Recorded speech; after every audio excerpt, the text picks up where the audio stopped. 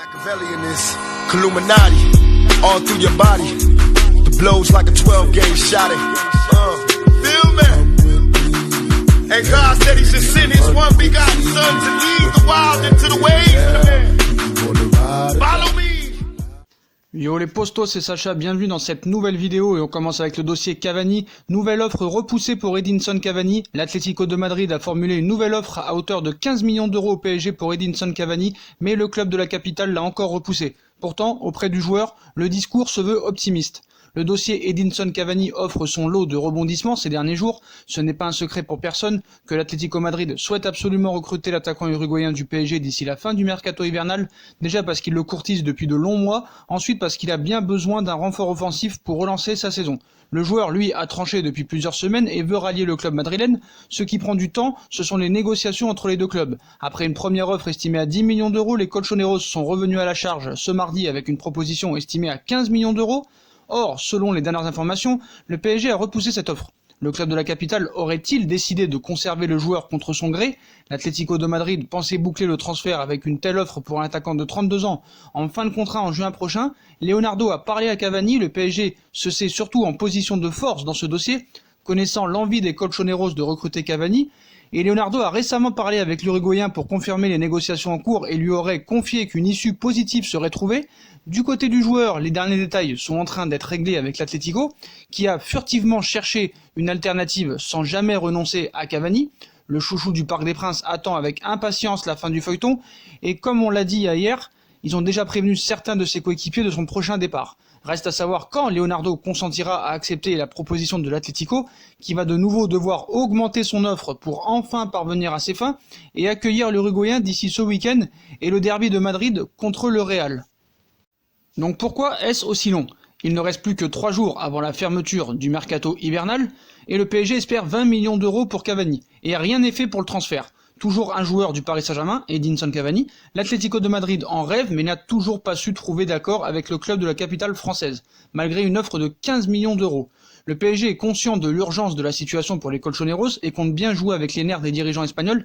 Ainsi, Leonardo espère récolter 20 millions d'euros d'ici vendredi minuit, une sacrée somme pour un joueur de 32 ans en fin de contrat en juin prochain. Donc est-ce que le Paris Saint-Germain veut vraiment faire partir Edinson Cavani ? C'est ça la question qu'on peut se poser, parce que la tension elle monte autour du transfert de Cavani. Il n'y a toujours pas d'accord entre l'Atlético et Paris au sujet du transfert. Mais l'entourage du PSG et de l'Atlético reste confiant, mais il reste 3 jours. Donc une certaine confusion règne. Ailleurs, les interlocuteurs et acteurs du dossier, seule certitude. Ce mardi soir, aucun accord n'a été trouvé entre les deux clubs. Une offre de 15 millions a été rejetée ce mardi par le club de la capitale. Donc El Matador demeure très confiant quand même quant à une issue favorable dans les prochaines heures. Son entourage indiquait que la finalisation était très proche, voire imminente. Seuls quelques détails, les fameux derniers détails, restant à régler entre toutes les parties. La fin de journée lui a donné tort, donc Paris veut un montant proche de 20 millions d'euros et pas un centime de moins. Voilà, tout est qu'une question d'argent en fait. Le PSG réclame 20 millions d'euros depuis le début des négociations. Les dirigeants espagnols, le 4 janvier à Paris, ont tenté d'obtenir gratuitement Cavani. 2 semaines plus tard, ils ont trouvé 15 millions d'euros. Le PSG se dit, en jouant la montre, jusqu'à vendredi, clôture du mercato, qui peut espérer arriver à un montant proche des 20 millions d'euros. Il réaliserait alors une très belle opération financière, sans compter l'économie des 5 prochains mois de salaire. Cavani est le 3e dans la hiérarchie des émoluments du vestiaire parisien derrière Neymar et Mbappé. L'Atlético, encore auteur d'un seul sans sauveur, d'un seul nul. C'est pas possible, encore 0-0 le week-end dernier, a besoin urgent d'attaquants. Samedi après-midi, il se rend au stade Bernabéu affronter le leader, le Real Madrid, dans un derby madrilène souvent irrespirable. Cavani ferait un bien fou aux hommes de Diego Simeone, le premier militant de la cause d'El Matador en Espagne. Donc maintenant, qui pour remplacer Edinson Cavani si Edinson Cavani parvenait à partir à l'Atlético Madrid? On a parlé de beaucoup de noms. Fernando Llorente pourrait succéder à l'Uruguayen, donc le dossier Cavani patine avec Leonardo. Paris est entré dans une ère où il cherche à se faire respecter sur le marché, avec des transactions qui s'effectuent au tarif réclamé par le club de la capitale, surtout pour Cavani, symbole du PSG depuis 6 ans et demi, désormais idole du Parc des Princes et chouchou d'une majorité des observateurs. Ces exigences peuvent-elles remettre en cause le transfert de l'avant-centre? Pour l'instant, rien n'indique que l'affaire ne se fera pas. Mais à 3 jours de la ligne d'arrivée, il ne faut pas l'exclure totalement, malgré encore une fois la grande confiance du clan Cavani. Un autre point de blocage renvoie à son éventuel successeur, Paris. Thomas Tuchel, en tête, souhaite conserver le même dimensionnement de son effectif. Si Kurzawa partait pourtant sur lequel il ne compte pas. L'entraîneur voulait un remplaçant. Il en va de même pour Cavani. Paris réfléchit depuis plusieurs jours à différents profils. Ces dernières heures, c'est celui de Fernando Llorente, 35 ans dans un mois, l'attaquant de Naples qui revenait en coulisses. Mais il faudrait d'abord que l'Atlético Madrid et Paris se mettent enfin d'accord sur Cavani, qui va vraiment être la fin du feuilleton dans 3 jours normalement. Un autre nom revient pour remplacer Edinson Cavani. Cette piste improbable est fixée à 5 millions d'euros, sous contrat jusqu'en juin prochain avec Chelsea. Olivier Giroud est en instance de départ et a été annoncé dans le viseur du PSG, mais ce dossier ne sera pas gratuit pour Leonardo, alors qu'il semble toujours aussi proche de l'Inter de Milan. Olivier Giroud, 33 ans, continue de faire parler de lui en cette période de mercato hivernal. Ces derniers jours, un intérêt du PSG a été évoqué pour le buteur français, puisque Edinson Cavani est lui aussi en instance de départ et que Leonardo voudrait un autre buteur, mais pour attirer Olivier Giroud au PSG, le directeur sportif brésilien devra lâcher une petite somme. Giroud, c'est 5 millions d'euros. Voilà, le Corriere dello Sport a révélé ces dernières heures que Chelsea serait bien disposé à laisser partir Olivier Giroud, mais les Blues réclameraient 5 millions d'euros pour le libérer de ses 6 derniers mois de contrat, et même si l'Inter Milan semble toujours tenir la corde dans ce dossier, le PSG pourrait donc avoir une chance de rafler la mise s'il s'aligne sur ces demandes du club londonien. On va passer à l'échange magnifique entre Kurzawa et De Sciglio qui ne devrait pas se faire. La Juve a changé d'avis, donc nouveau rebondissement. Voilà, l'échange entre De Sciglio et Kurzawa ne devrait pas se faire. Le club italien a revu sa position et souhaite conserver son latéral, mettant ainsi fin aux discussions avec le PSG. Une période de mercato n'est jamais avare en rebondissement et changement de tendance. Cette édition hivernale 2020 confirme cette règle. Alors que l'échange Layvin Kurzawa-Mattia De Sciglio était lundi encore bien parti, la donne a radicalement changé. À cette heure, sauf nouveau retournement de situation, il semble que ce chassé-croisé ne se fera pas. La Juve aurait changé d'avis après s'être montrée intéressée par cette idée il y a quelques jours. De sources italiennes au sein du champion d'Italie, ce projet ne suscitait pas l'adhésion générale et désormais le club souhaite garder De Sciglio. L'argent, il n'a toujours pas été question que d'un échange sec. Il n'est pas à l'origine de ce revirement. Layvin Kurzawa est ainsi parti pour aller au bout de son contrat au PSG, qui s'achève le 30 juin prochain. Libre, il pourra s'engager gratuitement avec le club de son choix, en Angleterre notamment, où Arsenal le piste. Et pour le remplacer, le PSG va tenter un coup colossal du côté du Real Madrid avec le possible départ de Layvin Kurzawa. Le PSG pourrait finalement se tourner vers un très gros nom au poste de latéral gauche. Marcelo, le joueur du Real Madrid, sous contrat jusqu'en juin prochain avec le PSG, Layvin Kurzawa ne devrait pas faire de vieux os au Parc des Princes. L'ancien latéral gauche de l'AS Monaco pourrait même plier bagage dès cet hiver et dans cette optique, Leonardo observerait de très près le marché des transferts à ce poste. D'ailleurs, la presse espagnole a fait une révélation pour le moins surprenante à ce sujet en évoquant une piste de tout premier choix pour le PSG. Le PSG voudrait Marcelo. Comme l'a révélé les journalistes Oca Dario, Eduardo Inda, le PSG aurait fait parvenir il y a plusieurs mois une offre à Marcelo, le latéral gauche brésilien du Real Madrid, sous contrat jusqu'en juin 2022. Ce dernier pourrait d'ailleurs disposer d'un bon de sortie avec la montée en puissance de Ferland Mendy au Real Madrid et le PSG pourrait alors boucler un très gros coup avec Marcelo. On passe à Sandro Tonali. Apparemment, Roberto Laflorio a paraphé l'accord avec Leonardo ce mardi. Apparemment, voilà, entre Leonardo et l'agent du joueur, il y a un accord pour Sandro Tonali l'été prochain, un accord à hauteur de 50 millions d'euros, c'est ce que demanderait Brescia. Donc Leonardo tiendrait l'ouverture pour cet été, pour Tonali, considéré comme le nouveau Andrea Pirlo. Sandro Tonali attire toujours autant les convoitises malgré la mauvaise saison de Brescia. Le directeur sportif du PSG, Leonardo, est toujours à l'affût pour la pépite italienne. Convoité depuis plus d'1 an par le PSG, Sandro Tonali continue son apprentissage du haut niveau à Brescia. Un apprentissage compliqué compte tenu de l'épouvantable saison du club italien qui pointe à la dernière place de Serie A. Malgré ça, le jeune Tonali arrive à surnager en réalisant des prestations très intéressantes, de quoi laisser en alerte ses prétendants. C'est notamment le cas du PSG. En effet, le directeur sportif du PSG, Leonardo, continue à suivre avec intention les prestations du milieu de terrain de 19 ans.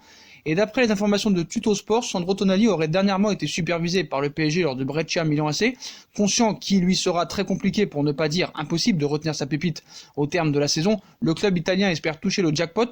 Toujours selon Tutto Sport, Brescia aurait fixé le ticket d'entrée des négociations à 50 millions d'euros pour Sandro Tonali, un montant conséquent mais qui ne devrait pas refroidir les ardeurs du PSG. À noter que la Juve est également sur les rangs, mais en tout cas il y aurait un accord entre l'agent de Tonali et Leonardo, et Tonali donnerait sa préférence au Paris Saint-Germain pour l'été prochain, donc feuilleton à suivre et à prendre avec des pincettes toujours bien sûr. Et d'ailleurs, Leonardo prêt à tenter un gros coup avec le fils d'une ancienne légende. Toujours en quête de jeunes talents, Leonardo aurait cette fois-ci jeté son dévolu sur Nicolo Pirlo, fils de l'ancien milieu de terrain italien. Depuis son retour au PSG, Leonardo a jeté son dévolu sur plusieurs grands talents du football italien, à l'image de Sandro Tonali, Federico Chiesa ou encore Sebastiano Esposito. Il faut dire que le directeur sportif parisien avait réalisé un énorme coup en 2012 avec Marco Verratti, débarqué dans l'anonymat le plus complet en provenance de Pescara, et souhaiterait de nouveau réaliser une opération de ce genre. Et cette fois-ci, Leonardo se serait aussi lancé sur les traces d'un nom bien connu par les fans de football. Leonardo craquerait sur Nicolo Pirlo. D'après les informations de Soccerling, Leonardo aurait craqué pour le fils d'Andrea Pirlo, Nicolo, milieu de terrain âgé de 17 ans, évoluant actuellement avec les jeunes de la Juventus. Le directeur sportif du PSG aurait déjà approché l'entourage de l'Italien et se serait même entretenu avec Andrea Pirlo la semaine dernière à l'occasion d'un dîner avec Nasser Al-Khelaifi. À la recherche de temps de jeu, Nicolo Pirlo pourrait donc poursuivre son apprentissage dans la capitale. L'info du jour, les Corinthians a tenté leur chance pour Neymar et Cavani en 2019. Alors qu'Edinson Cavani affole le marché des transferts en ces derniers jours de janvier, le directeur sportif du Corinthians, Duilo Monteiro Alves, a avoué avoir lui aussi tenté sa chance pour attirer El Matador ces dernières semaines. Mieux, le dirigeant paulista a même avoué s'être renseigné pour une autre star du PSG, un certain Neymar. Il cite « Je me suis déjà renseigné pour Neymar et Cavani quand ils ont dit qu'ils souhaitaient quitter le PSG. Nous devons chercher les meilleures solutions pour le club. Ne saviez-vous pas que Cavani voulait rejouer en Amérique du Sud ? Je dois sauter sur cette occasion. Pourquoi pas ? Il y a eu aussi une rumeur concernant un possible prêt de Neymar à Flamengo. Je me suis renseigné, le Corinthians est un très grand club, mais les chiffres étaient extravagants. Je vous donne des explications pour que vous compreniez notre quotidien, a-t-il confié à Globosport, qui ne tente rien, n'a rien bien sûr. On passe à l'étranger maintenant, le FC Barcelone abandonne pour Rodrigo Moreno. Rodrigo Moreno ne rejoindra pas le FC Barcelone après plusieurs réunions ce mardi. La direction du club catalan a décidé de couper court aux négociations. Les demandes de Valence étaient trop importantes. Plusieurs médias espagnols comme Mundo Deportivo et la Cadena Ser ont ainsi sorti l'information en même temps. Les négociations entre les deux clubs sont terminées et pour cause, les dirigeants du champion d'Espagne en titre estiment que les exigences de Valence et compagnie sont bien trop importantes, et ont donc décidé de ne plus poursuivre les discussions. Oscar Gros, directeur général, et Eric Abidal, secrétaire technique, étaient aux commandes de cette opération finalement infructueuse. Reste donc à savoir quels seront les plans du club du Barça pour cette fin de mercato. Avant Rodrigo Moreno, d'autres noms étaient parus comme potentiels renforts dans les médias catalans, à l'image de Pierre-Emerick Aubameyang, Timo Werner ou Wissam Ben Yedder. Mais là aussi, il faudra probablement s'aligner sur des montants qui sont a priori hors de portée pour les finances du club catalan, qui doit attendre la fin de l'exercice financier actuel pour pouvoir réaliser de nouveaux investissements de taille sur le mercato. C'est désormais officiel, Hatem Ben Arfa a retrouvé un club puisqu'il s'est engagé à la Real Valladolid, un choix dont Ronaldo serait à l'origine, R9. Ça y est, on va enfin revoir Hatem Ben Arfa sur un terrain. Depuis son départ de Rennes, le Français était libre mais il n'avait pas réussi à trouver de nouveaux clubs. Un problème enfin résolu puisque le joueur de 32 ans s'est engagé ce mardi avec Valladolid, actuel 16e de Liga. Ayant toujours souhaité jouer en Liga, Ben Arfa va enfin pouvoir réaliser son rêve. Et pour cela, il peut notamment dire merci à Ronaldo. Ronaldo m'a convaincu, dit-il. Président du club de Valladolid, Ronaldo R9 a en effet pesé dans la balance pour Hatem Ben Arfa. À l'occasion de sa présentation, il a assuré que le Brésilien l'avait convaincu de rejoindre la Castille. Il cite « Pour moi, c'était un choix facile à faire. Il y avait tout pour que je choisisse Valladolid. Ronaldo m'a convaincu pour que je vienne ici.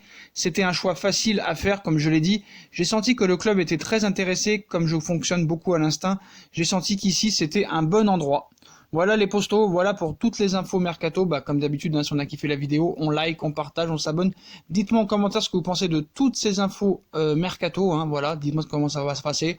Comment vous sentez cette fin mercato dans les 3 prochains jours? Y aura-t-il vraiment une recrue qui va arriver ou pas du tout? Voilà, puis comme d'habitude, si on veut nous suivre sur les réseaux sociaux, Instagram, Facebook, Snapchat, Twitter, ainsi que sur Utip si vous voulez aider à faire évoluer la chaîne en regardant les pubs gratuitement ou en faisant un petit don. Voilà les postos, je vous souhaite à tous une très bonne vidéo et à très vite pour une nouvelle vidéo les postos. Tchuss.